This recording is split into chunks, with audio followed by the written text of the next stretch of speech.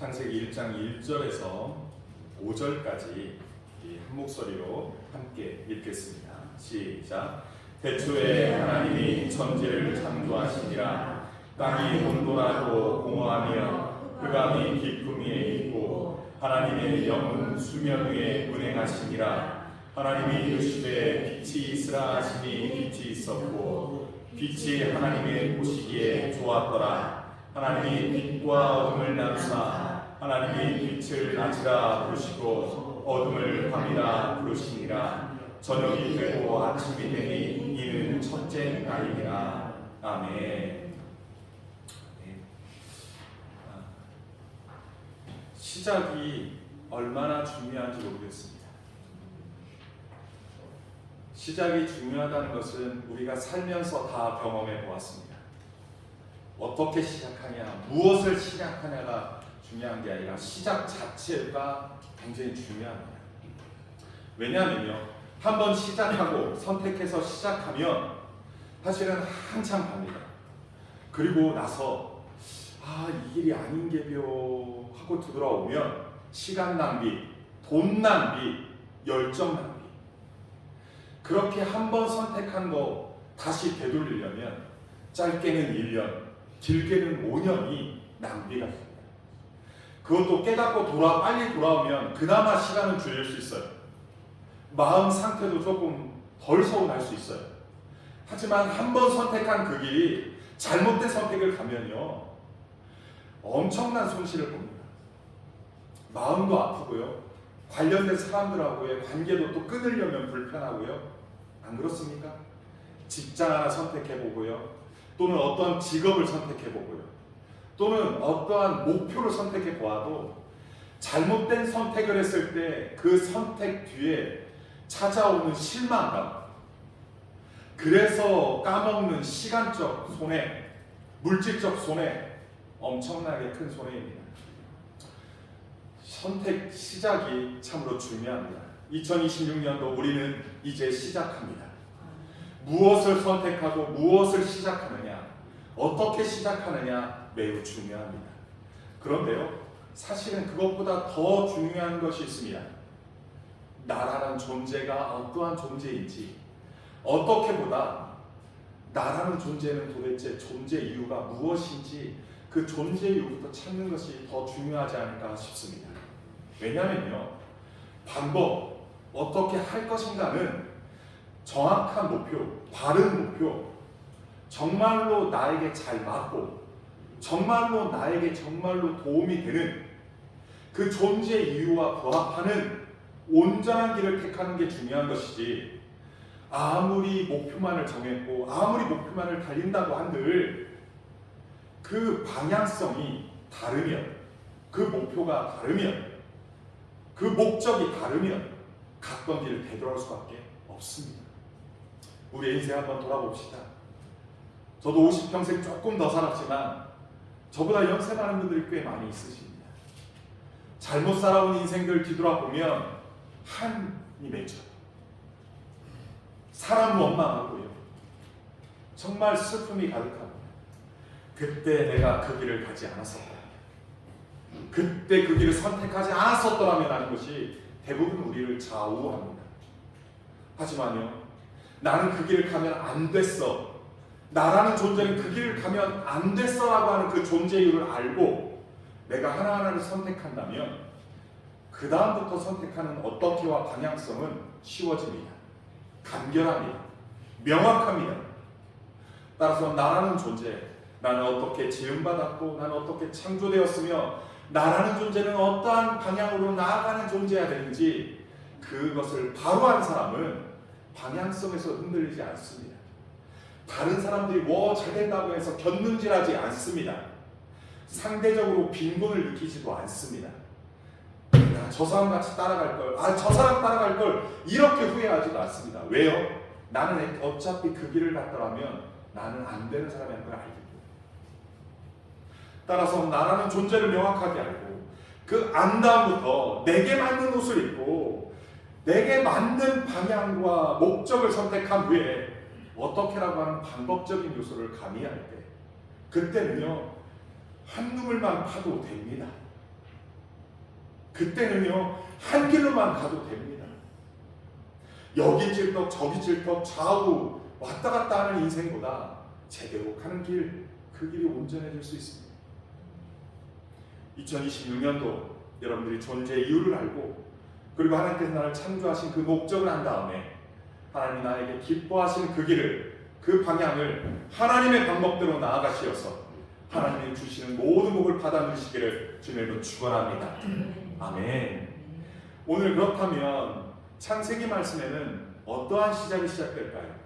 태초에 하나님이 천지를 창조했다라고 말합니다. 하나님이 시작하셨다는 겁니다. 천지의 창조를 시작했다고. 그런데 어떤 상태에서 시작했는지 2절 말씀 한번 보겠습니다. 하나님께서 어떻게 시작하셨는지 그 시작 시점에 2절 말씀에 보니까 땅은 혼돈했다 말합니다. 땅이요 무질서했다라는 것입니다. 뒤죽박죽이었다라고 말합니다. 그리고 공허했다, 텅 비었다 말합니다. 채워질 게 채워지고 있어야 될 것이 있어야 됨에도 불구하고 그러한 것들도 없었다 말하는 것입니다. 또한요 흑암, 어둠이 깊은 데 있었다. 도대체요 무질서하고 텅 비고 어둠에 자욱한 그러한 상태 가운데 세상이 그러한 상태 가운데 있었다라고 말합니다. 그럴 때에 하나님께서 시작했다는 겁니다.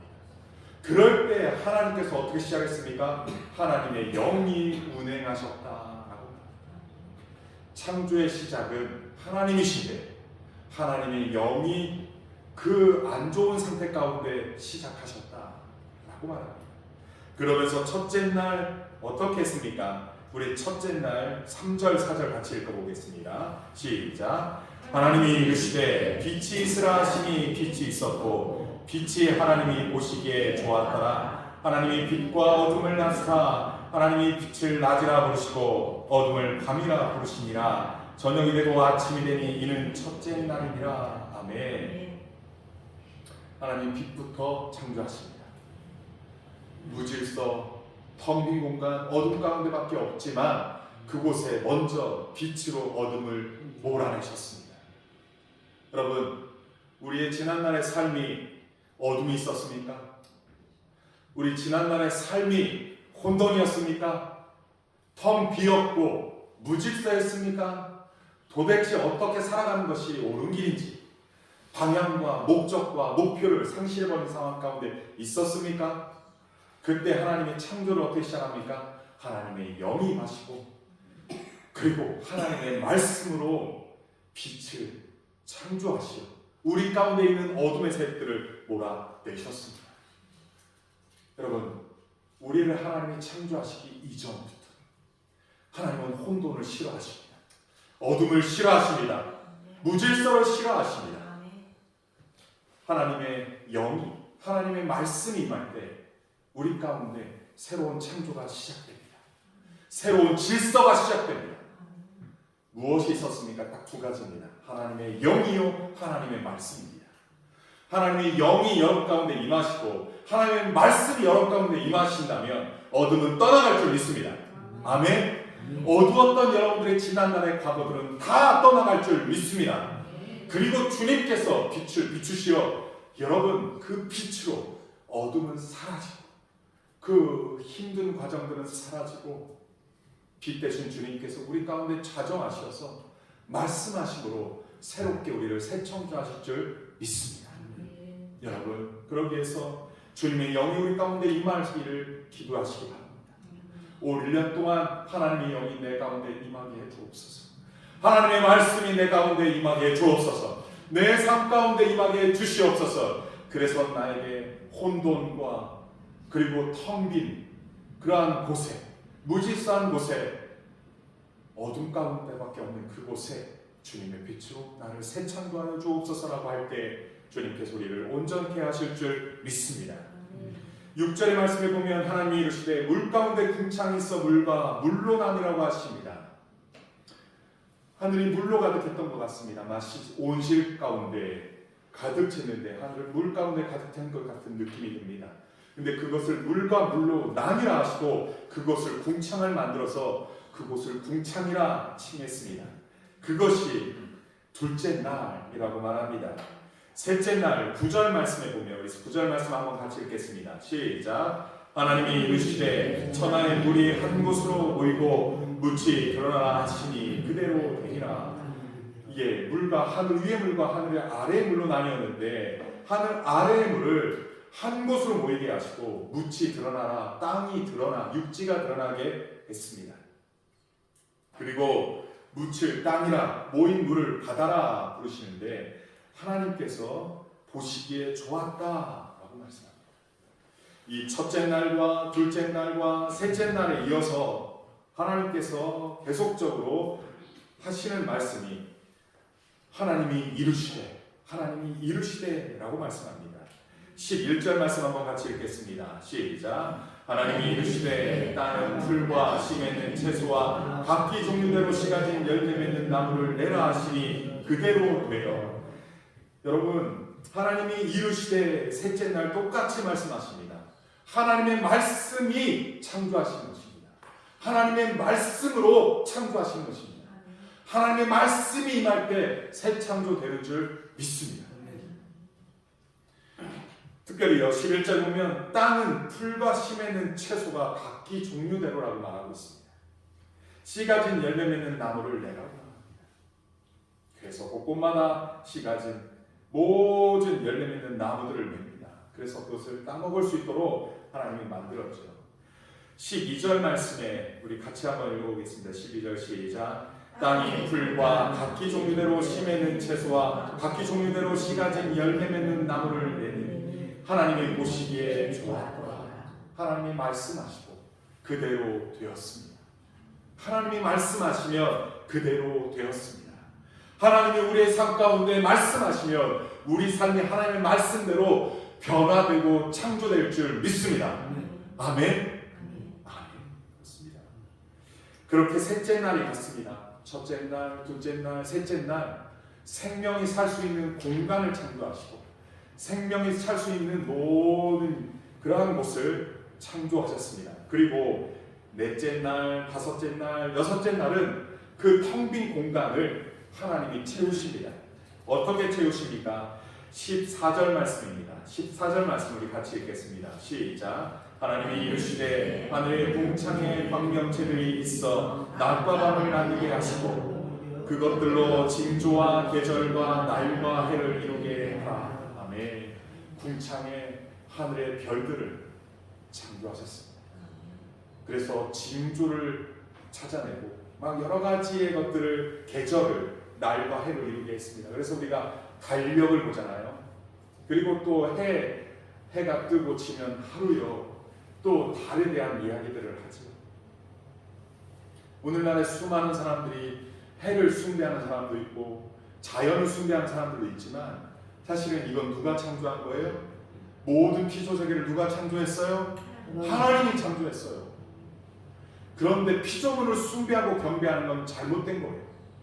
오직 창조주 그 하나님만이 찬양과 경배받기에 합당하신 분이십니다. 20절 말씀 봅시다. 20절 말씀 같이 읽겠습니다. 시작. 하나님이 이르시되 물들은 생물을 번성하게 하나 땅이 하늘의 궁창에는 새가 나르라 하시고 하나님께서 또 다섯째 날에 생물을 번성케 했고 땅 위에 하늘의 궁창에는 새를 날아가게 했습니다. 그래서 바다의 짐승들도 번성하게 자라게 했습니다. 또 23절 말씀 저녁이 되고 아침이 되니 이는 다섯째 날이니라 라고 말씀합니다. 또 24절 말씀 같이 한번 읽겠습니다. 시작. 하나님이 이르시되 땅은 생물을 그 종류대로 내되 가축과 기른 것과 땅의 짐승을 종류대로 내라 하시니 그대로 되니라. 하나님께서 또한 무엇을 창조했습니까? 땅의 생물들을 창조하셨습니다. 또 26절 말씀입니다. 같이 한번 읽겠습니다. 하나님이 이르시되 우리의 형상을 따라 우리의 모양대로 우리가 사람을 만들고 그들로 바다의 물고기와 하늘의 새와 가축과 온 땅과 땅에 기른 모든 것을 다스리게 하자 하시고 하나님께서 5일째 되는 날까지 텅 빈 공간, 혼돈된 공간 그러한 무질서 공간들을 생물들이 살 수 있는 공간을 만드시고, 땅에 온갖 식물들이 자라게 하시고, 하늘에는 날아다니는 날짐승들을 만들게 하시고, 바다의 동물과 육지의 짐승들을 창조하셨습니다. 그리고 나서 특별히요, 말씀으로 있어라 뭐뭐 있어라 라고 했을 때 지어졌는데, 특별히요 26절에는 하나님께서 직접 손으로 만드신 존재가 있습니다. 바로 하나님께서 직접 손으로 만드신 존재는 사람입니다. 사람은 하나님께서 친히 만드셨습니다. 다른 존재들은 말로써, 말씀으로 선포해서 만드셨다면, 사람은요 하나님께서 직접 만드신 존재입니다.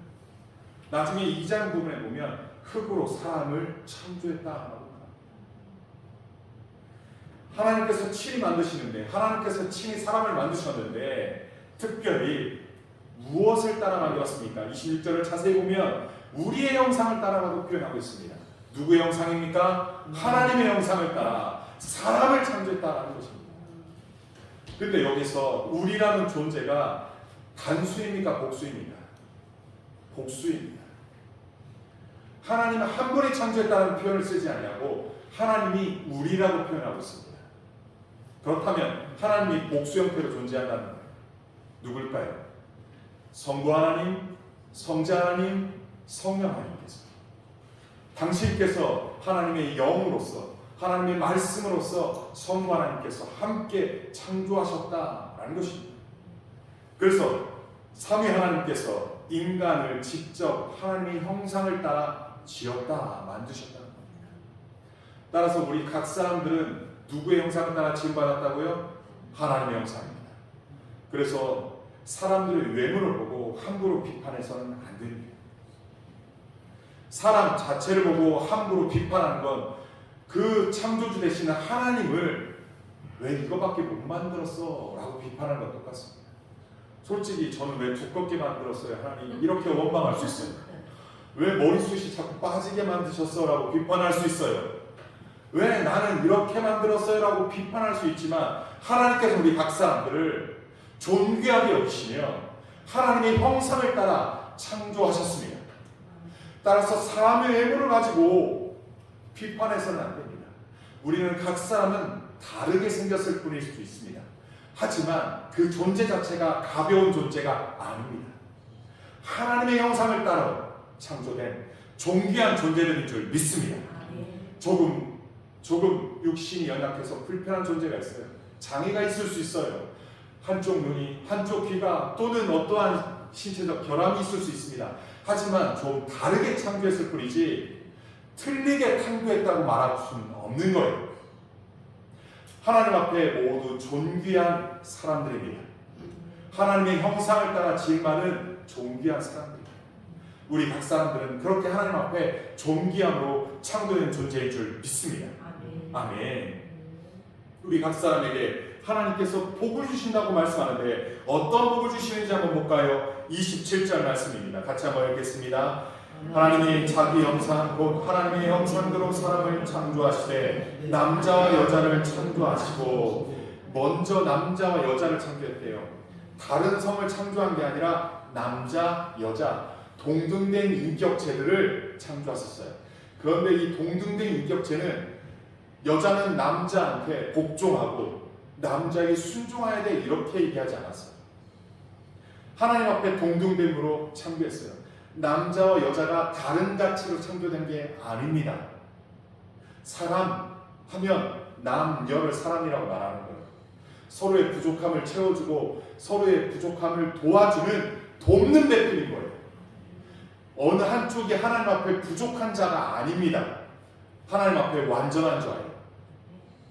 따라서 누가 열등한 존재가 없습니다. 여자라고 열등합니까? 아닙니다. 남자라고 우월합니까? 아닙니다. 하나님은 남녀를 창조하셨습니다. 28절도 같이 읽겠습니다. 시작. 하나님이 그들에게 복을 주시며 하나님이 그들에게 이르시되 생육하고 번성하여 땅에 충만하라, 땅을 정복하라, 바다의 물고기와 하늘의 새와 땅이 움직이는 모든 생물을 다스리라 하시니라. 아멘. 하나님 복을 주셨는데 어떠한 복을 주셨습니까? 생육하는 복을 주셨습니다. 번성하는 복을 주셨습니다. 여기서 생육은 열매 맺다라는 겁니다. 생육은 열매 맺는 복을 주셨습니다. 또 번성은 많아지는 복을 주셨습니다. 그래서 땅에 충만하는 복을 주셨습니다. 그 충만한 복, 다음의 복은 무엇입니까? 땅을 정복하라. 정복하라는 건 뭡니까? 굴복시키다 라는 거예요. 이 땅에 있는 모든 생명체들을 첫째 날부터 여섯째 날까지 창조하신 그 모든 생명체들을 하나님께서 우리에게 정복의 축복을 주셨어요. 그래서 인류는 사람들 아래에 있습니다. 그래서 정복할 수 있도록, 그래서 남극도 우리 박필현 장로님이 남극에도 갔다 오시고 지금은 미국에도 계시지만 곳곳마다 가서 정복하는 그 모든 것들을 하십니다. 뿐만 아닙니다. 바다의 물고기와 하늘의 새와 땅에 움직이는 모든 생물을 뭐하라? 다스리라. 다스림의 복을 주셨습니다. 근데 여기서 말하는 다스리다는 목자가 양을 이렇게 치는 것과 같습니다. 다시 말하면 목양하다입니다. 어떻게 정복하고 어떻게 다스리냐면 하나님의 마음으로 피조세계들을 잘 돌보고 가꿔라 라고 하는 복을 주신 거예요. 나에게 하나님께서 대리통치자로 위임하셨어요. 이 모든 피조세계를 창조세계를 창조하시고 난 다음에 우리에게 하나님이 직접 다스리시지만 우리에게 다스림의 축복을 주셨는데 위임 청지기 역할을 감당하게 하신 거예요. 그래서 우리에게 맡겨주신 자연을, 우리에게 맡겨주신 동물들을 잘 관리하고 하나님의 마음으로 돌보라는 거예요. 제가 사실은 고양이를 썩 좋아하지 않습니다. 그런데 우리 교회에 그 살구가 있고 또 쬐까는 고양이가 있더라고요. 네? 쬐까는 고양이가. 근데 그 쬐까는 고양이가 어미라고 하더라고요. 근데 어미가 좀 어떻게 시키고 싶은데 나는 자신이 없어요. 근데 지난 며칠 동안 너무 추웠어요. 밤늦게까지 오고 고양이 이렇게 오면 걔가 그 안에 들어가서 움츠렸고 눈을 감고 이렇게 있는데 이 사람이 지금 견딜 수도 없을 추위에 고양이가 견딜까 걱정이 되는 거예요. 그래갖고 엊그저께는 너무 걱정이 돼서 다이소를 가가지고 그 담요를 하나 샀습니다. 뭐 비닐을 씌워서 보온을 좀 하게 해주면 좋겠는데 어떻게든지 하나님이 잘 돌보라고 한 고양이일 텐데 그래서 얘를 좀 씌워줬어요. 그 씌워진 근본적인 이유는 하나님이 사랑하라고 해서 돌보라고 해서도 있지만 이 고양이가 이 교회 근처에 있으면 이 산에 있으면 쥐도 잡고 뱀도 잡는다고 하더라고요. 근데 한 1, 2주 전인가요? 진짜 먹이통 옆에 쥐를 한 마리 잡아놨더라고요. 아니 제가 진짜로 그 역할을 충실히 하는 거예요. 그리고 저한테 점수를 따려고 자기를 어떻게 버리지 말라고 하는지 그걸 잡아놨더라고요. 그래서 얘가 자기 몫을 하니까 너무 기쁜 거예요. 그래가지고 내가 쓰다듬기는 조금 힘들어도 얘는 살아내기는 살 수 있도록 돌봐야겠다 이 마음으로 다이소에서 사서 채워놨죠. 근데 우리 아내가 한술 더 뜹니다. 거기에 뭐죠? 그거 연락이 하는 거? 핫팩. 네? 핫팩까지 사가지고 3개를 넣어줬어. 그래가지고 고양이를 어떻게든지 살려보려고. 영하 14도, 13도 막 내려가니까. 하나님께서 우리에게 복을 주셨는데 생육하는 충만의 복을 주셨고요. 그리고 정복하는 복도 주셨고요. 다스리는 복도 주었지만 이건 나에게 맡겼다고 내가 마음대로 굴종시키고 복종시키며 함부로 짓밟으라고 한 게 아니라 하나님의 마음으로 그것들을 돌보라고 준 거예요. 우리가 땅을 잘 돌보면 거기서 좋은 열매가 맺듯이 우리가 곡식들을 잘 돌보면 거기서 풍성한 열매를 맺듯이 하나님의 마음으로 우리 피조세계를 돌본다면 생육하고 번성하며 우리가 함께 상부상조로 잘 살 수 있는 그런 아름다운 그러한 피조세계가 된다라고 말하고 있는 것입니다. 따라서 우리에게 복을 주신 것을 받아들이되 경계선, 하나님을 그러니까 인간의 선을 넘어서서 하나님이 되라고 한 것이 아닙니다. 하나님의 마음으로 하나님께서 위임하신 그 영역, 다스림의 축복을 하나님이 부여해 주신 그 범위만큼 하나님의 마음으로 목양하고 돌보라고 우리에게 그걸 맡기신 겁니다. 따라서 남편이 아내를 함부로 해서도 안 되고, 또 아내도 남편을 함부로 해서도 안 됩니다. 또 우리에게 맡겨주신 식물이나 동물들을 함부로 해서는 안 될 것입니다. 이것이 하나님께서 우리에게 부여해 주시는 어느 선이고 어느의 복인 것입니다. 그 역할을 감당할 때 하나님께서 우리에게 풍성함을 더하여 주실 줄 믿습니다. 특별히요 31절에 이런 말씀이 있습니다. 우리 31절을 같이 한번 읽겠습니다. 시작.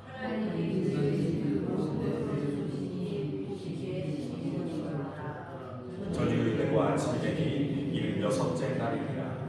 특별히요 4절에도 하나님 보시기에 좋았더라, 또 계속 하나님 보시기에 좋았더라, 첫째 날, 둘째 날, 셋째 날, 넷째 날 쭉 하면서 이게 31절에 7번째로 하나님이 지으신 그 모든 것을 보시기에 좋았더라고 하시는데, 특별히 다른 데에서는 안 나오는 단어 하나가 더 첨가되어 있습니다. 뭡니까? 심히 좋았다. 하나님이 비로소요 인간을 창조하시고 나서 피조세계의 첫째 날부터 여섯째 날까지 창조하시고, 비로소 마지막 인간 창조 이후에 그 모든 피조세계의 창조세계를 보고 심히 좋았다라고 말합니다. 이 창조세계가요 하나님 보시기에 심히 좋은 상태가 된 것입니다.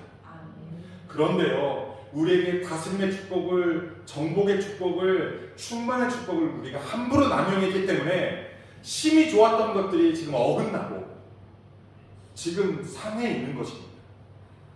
우리가 그 역할을 잘 감당하여 하나님의 심히 좋은 것들로 회복하는 저와 여러분이 되기를 소원합니다.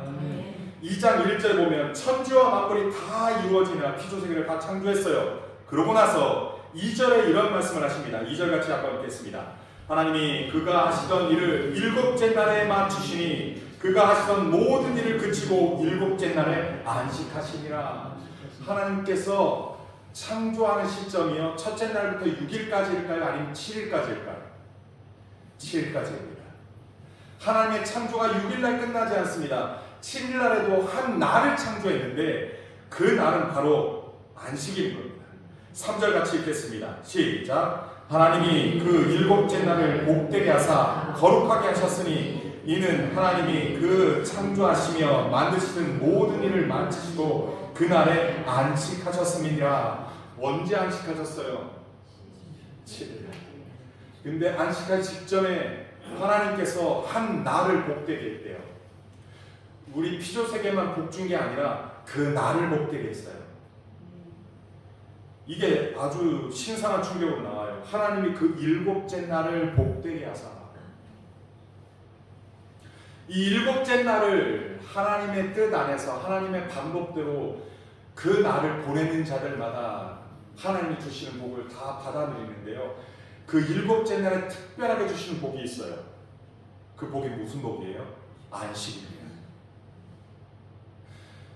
창조의 세계에서 이 안식의 날이 없으면 다시 무질서가 됩니다. 다시 혼돈이 됩니다. 다시 어둠이 됩니다.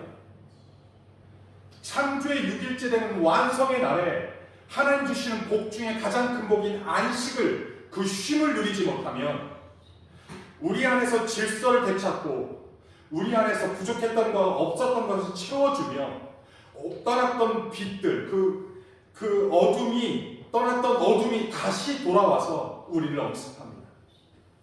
그래서 다시금 혼돈이 오고요. 다시금 흑암이 옵니다. 그래서 사람이요 일주일 중에 한 날을 쉬지 못하면 생체 리듬이 엉망진창이 됩니다.